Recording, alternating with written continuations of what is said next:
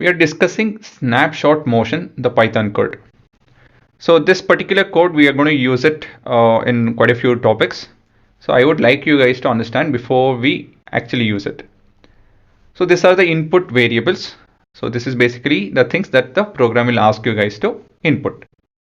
First is the initial velocity. So let me complete the FPD of the particular scenario. So the initial velocity is nothing but u, and here I have given an input of 0 meter per second. That is, for the time t is equal to 0 seconds, this is the velocity. Next is the first force. It is the horizontal force. This is to the right and this is 30 Newton. So here I am considering right and up as positive direction. Next, this is your first force. The second force is minus 20. Minus indicates it's to the left, and this is 20 Newton, a bit lesser than the 30 Newton, right? So the length is shorter. Again, all these forces are horizontal. And one more thing is, it need not be negative itself. It can be positive, and the first force can also be negative. There's no rule. And we can have more than two forces, but all of them are horizontal force. We can have more than two forces. We can change the program a bit and we can do that. So I just kept it here to be a very simple scenario, just two forces. It can be either left, right, or combination. Then the mass in kg, so in this case this is 50 kg mass, and time in seconds. So for first 5 seconds, what is happening with the object? So that is the question it will answer. So basically over here is your simulated answer.